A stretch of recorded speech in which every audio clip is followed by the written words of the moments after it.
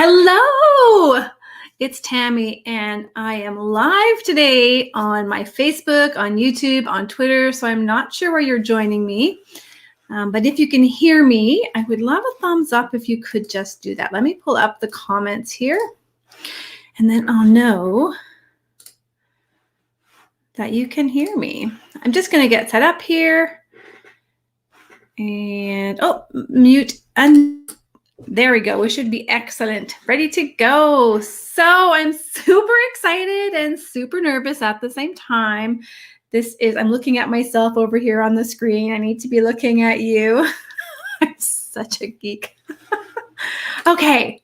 Why am I on live today? Why would I decide to come on and stream live through 3 platforms using a service I've never used before and putting myself out there? Well, it's for good reason. I'm really excited about the changes in my business, and I want to share with you how I'm going to be able to serve you better, but also just kind of introduce you to the new theme and the new kind of feel and vibe happening around conquering conflict is what we used to call it, but now it's called relationships in conflict and how to connect with confidence. So if you are joining me, say hello, let me know where you're watching from. Again, streaming in. Oh, hey, Ralph, I'm going to just put you right up on the screen there. Look at this, Ralph. God bless and protect you. Thank you so much for joining us. That's fabulous. And let me know where you're watching from. I'm always curious to see where I'm connected to, and it's always so vast. It's impressive. So today I wanted to introduce again the Facebook group of Relationships in Conflict, Connect with Confidence, and you can join us there anytime. I will be live streaming on my personal Facebook page, Tammy Dunnett, every Wednesday at noon, bringing you some information and topics to help you transition towards that happy, peaceful, connected life that you've always wanted and deserved. So like I said earlier, I am a little nervous and kind of scared because I've not done this kind of a conversation before where I'm just rambling on for a while. At least I hope it won't feel like a ramble. Awesome. So if you have any comments or questions throughout this, please put them in there. I can see you. Hey, Lake George, New York. Sweet. Thanks, Ralph. I thought I would just start by telling you a little bit about my story. And I think that's important only because it kind of gives you a sense of where I'm from and how I got to be on this journey of helping others develop their own strategies to connect with confidence and overcome that negative stuff in their lives. If you've been following me for a while, or if you've been connected with me for a while, or even if you're a past student, you know that I was bullied in the past quite a long time. And it took about 4 years, or actually I was involved in 4 years of harassment from a supervisor, but I didn't recognize the signs until about the 2-year mark. Before that, I thought I was managing. Like a lot of people think, they will rationalize these behaviors away in terms of they're just a bad boss. They're incompetent. And we tend to do that to minimize the impact so that we can safely continue to go to work in some sort of capacity. And I had no idea that I was actually dealing with a bully until that 2-year mark, when I had a conversation with a friend who I'd happened to get to know through work. And she had shared that she was really glad she got to know me. And I thought that was quite an odd statement. I'm like, well, I'm glad I got to know you too, but that's kind of weird. You just blurt that out. There was a little nug there, a little intuition. So I asked her about it. And that's when I found out that my harasser had actually been poisoning my work environment. And a lot of things just clicked in that moment. And that was my aha, I'm being bullied moment. From there, actually, things didn't get better. Thanks for tuning in there, Cocoa Beach, Florida. Gosh, I hope it's nice there. It sounds beautiful. From there, things didn't get better, though. You would hope that with the realization and the awareness of what the problem is, that you'd be able to put in the right strategies. Unfortunately, I continued to use the only strategy I had been using for the last 2 years, and that was to try and teach her how to treat me. And I learned that I was a right fighter, but that came way later. And in that right fighting moments, I wasn't able to see that I was getting sick. And in fact, I ended up getting so sick that my anxiety and panic, all new to me, like at the age of 40. I'd never experienced this stuff before. And I became so afraid to leave my house that I was diagnosed with agoraphobia, right? It first started with I was afraid to see her. And then I was afraid to go to the building. Then I was afraid to go down the street. And then I was afraid to leave my house. I didn't want to look at my emails because she was always there. She was just pervasive in everything in my life. And when I talk about it, sometimes it's like the weather, which I love when I can do that. And other times I feel like the emotions are still there, and they are a bit heightened today because I've been working on another project to help share my story and my journey to benefit you guys. So I've been kind of dwelling in this past for a little bit today. And what's interesting about that is it wasn't until I surrendered that I learned how sick I was. And it's crazy to look back and think that I thought I was functioning, that I thought I had everything under control, that I was managing. And the story I was telling myself was that I wasn't going to let her win. I knew I could still work and I could function and be productive. And that was kind of my mantra every day. I'd get up and go, she's not going to win. I can be productive. But I didn't even see how sloppy my work was getting, how my productivity had dropped, how my relationships had eroded because I trusted nobody. It was quite the mess. So I was in that dark, yucky, mucky, overcast kind of place every single day until I had surrendered. And so that surrendering was actually the beginning of my recovery and my oh shit moments, I call them, because I couldn't see how I was contributing until I surrendered and started to take the journey of healing for myself.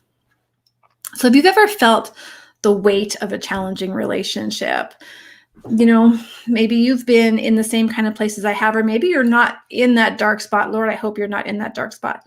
But perhaps you're starting to notice that there's some relationships that are a bit more challenging. Just comment in the comment box. Let me know if you've been struggling in the past as well. And I want to help you today, just give you a few things that'll help you maybe transition towards that piece. Of course, you'll always get more in that Facebook group I was mentioning, and you can go over there and join us anytime. There's already tons of free stuff in there. I just rebranded it. Again, relationships and conflict is what you want to look for.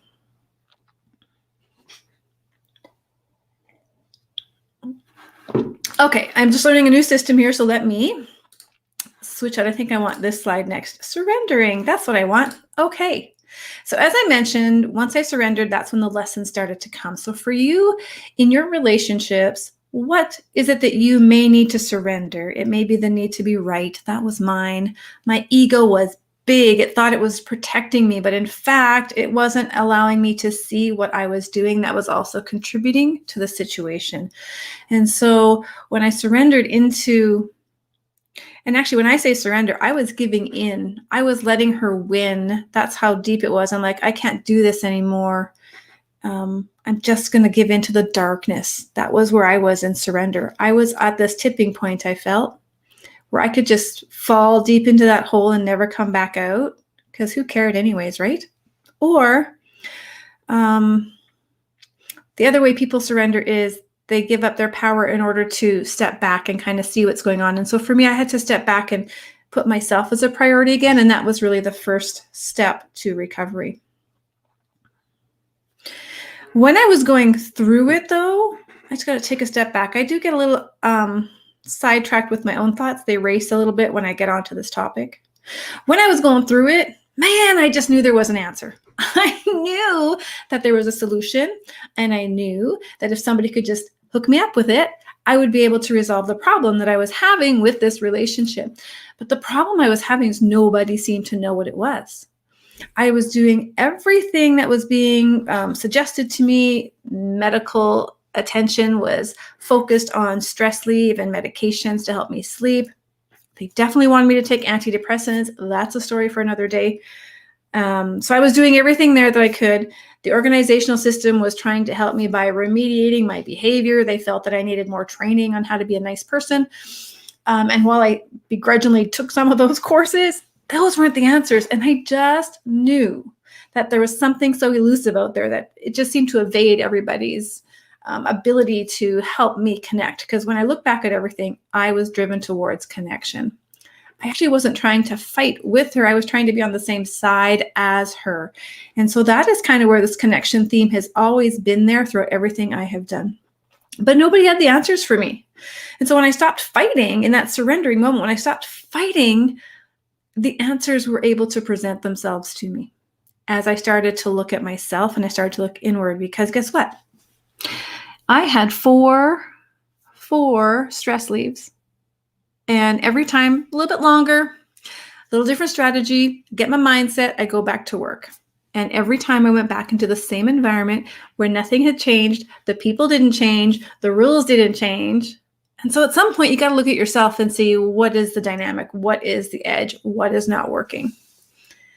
And so that's what happened when I was able to give in. And so in your relationships, I'm wondering if you can think of something that you may need to surrender in order to move forward, just to start that internal process and that dialogue. Okay, I want to talk about the second thing that I learned. Let me just go to key point number 2. Well, that was the desire for connection. I did kind of mention that already, in that my driving force throughout the entire experience, and I assume this is probably the same for you. If it is, drop it in the comments, let me know, was not about being adversaries, but it was actually about being colleagues, supporting each other. I wanted to know that I could go to her and say, we got a problem, but I know I can trust you that we're going to work this out and come up with a solution. It didn't mean I had to win all the time, but it just meant that I was heard. I had a voice at the table, that we were collaborating as much as, flexibility allowed there. But I had spent so many years trying to win that relationship was not going to recover. That one I had to let go of before I could start to apply these lessons in the next relationship, because sometimes the best decision you take is to leave. And now that I've had, 12, has it been 12 years in between me and her? It's quite possible. No, it hasn't been. 10 years maybe. I think now we could have a conversation if she was willing, but I don't know if I really want to go there. Still probably going to be emotionally charged, not going to lie. Okay, I got sidetracked again. Desire for connection. Yeah. So when I was able to see the relationship in terms of what I was bringing to it, and I recognized my errors in judgment, I had to reflect back on, okay, where did I learn how to deal in conflict? Where did I learn that this was the way to respond when there was conflict? There was a lot of soul searching and a lot of self-reflection, and that is a really important piece of connecting with confidence.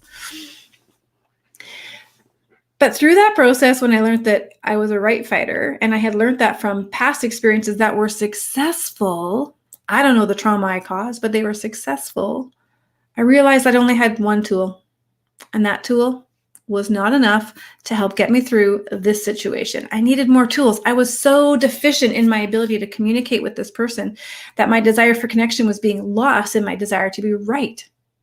And that's not a great way to connect. So if you have ever had an experience where your skill set was a little deficient, maybe share it in the comments. And I'm sure we've all had moments where you've gone into a conversation and things just didn't go the way you had hoped. You reflect, you try again, and hopefully things go well for you. Okay, let's go to the next one. Start living now. So as I recovered and went through a healing journey, I began my studies in my Master's of Nursing, which focused on bullying in the workplace. And I spent the next 4 years researching it and understanding it through multiple different lenses and really honing in on just what the heck was in that environment that really led us, the two of us, down this path towards this bully relationship. And as a result of that, I've come up with a few things. So starting to live now meant that I had to become aware of the issues. And I had said earlier, it took 2 years for me to even know I was being bullied because I didn't even know the signs. I mean, gosh, I'm a 40-year-old woman and I don't even know the signs. How is this possible? Well, once I learned the signs and I was able to identify the strategies to help combat them. And you'll find those actually, there's a free download, connectwithconfidence.me. I've provided 10 scripted responses to help you start living now and start putting in those safe boundaries for you.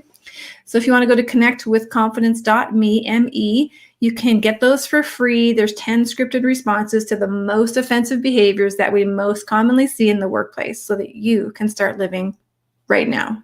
Start moving out of fear and into action and creating those safe boundaries for you. There's also bonus content in there as well. And I talked to you about my 3-phase strategy to move from intention into action. So make sure you go get that if you haven't already. Let me just see what I put down in my notes because, I wanted to make sure I at least was somewhat organized. I tend to be more of an off-the-cuff speaker. Here's what I don't want you to feel. I don't want you to feel the aloneness. The aloneness, is that a word? I don't want you to feel loneliness. I don't want you to feel alone. I don't want you to feel fear. I don't want you to feel anxiety or panic. I already went through all of that. And I know you do not have to experience that to have the same revelation that I have had. There was no need for it because all I needed in that moment was someone to show me the way. I was begging people to step in and help me out. I was telling everybody my story. And while they listened and it felt good to have somebody hear me, every single one of them told me their hands were tied. They couldn't do anything. They weren't able to support me. They didn't know how to support me. And because I was too busy being right, and I was too busy looking for somebody else to fix my problem, it never got solved. Are you picking up what I'm putting down? So I actually don't want you to have to go through those feelings. I don't think it's necessary that anybody go through that experience.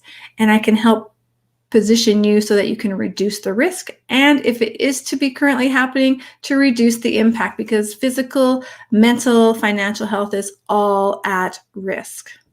Okay.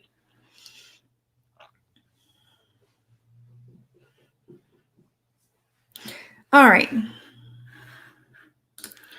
So I think this has been a little bit of a ramble, but it's my first time coming on here and it'll only get better, right? It's about doing the thing that you need to do that you're afraid to do. And so this is me modeling some of the stuff in which I teach to those in my groups. And that is building the confidence, to build the skill set, to come on and do that thing that you need to do. And this has been my life's calling. And I didn't realize that this was my life's calling. Again, I'm looking at my picture over here because I want to know that I'm talking to you. Oh, goodness. Technology is fun. I'm so glad I didn't try to hook an Instagram today because I think that would have been a whole level of stress in itself, but it's coming. Now, where was I? I don't remember. Here's the key message. Here's what I was hoping I conveyed today. 1, you don't need to live in fear, anxiety, panic, worry that your relationship is a toxic one. We can help define that for you right away. I mean, there are bad days and there are bullies, and knowing the difference matters. It's all in that document, connectwithconfidence.me, as you see on the screen. You can go there and grab that because when you have information, then you can start to build tools.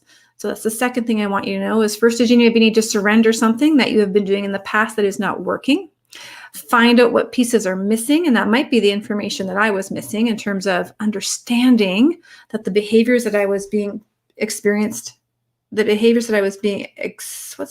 subjected to were in fact really toxic behaviors. And had I recognized it at the very first meeting, because it started with our very first meeting, I would have had a different conversation. I would have had a different approach. Instead, I just went, I can teach her. I couldn't teach her shit. Okay. So surrender what's not working, get the information and the resources to help you identify where your gap is.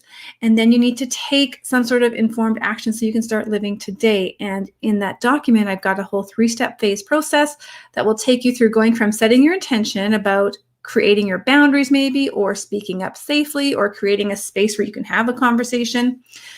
And then you have to move into action. And so sometimes the scary part is, what do I say? I know that's the scary part. And so I've actually reduced and I've taken away that scary part by giving you exact things to say to start that conversation. Okay, so go ahead and grab that if you haven't already.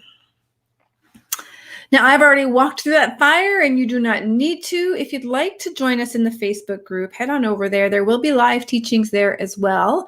I'll probably start next week. And it'll just be bridging off of this Facebook, kind of a hello, let's chat for a little while. Then on Thursdays, we go a little deeper and actually dive into some content to help you move forward faster so that you can really get focused on that connection and that happy, healthy relationship that you want. So I'm going to be here live every Wednesday at noon, although except next Wednesday, I realized I got myself a hair appointment, so the time will be a little different, but I'll be there. Thank you so much for those who tuned in and commented. It was great to see you here. I wish I could be there if the weather is nicer. It's kind of yucky here today. But I think I have blabbed on long enough today. Definitely have a little reflecting to do on how I prepare for these, even though I had tons of stuff written down. I got to do some work here still. We will see you next week.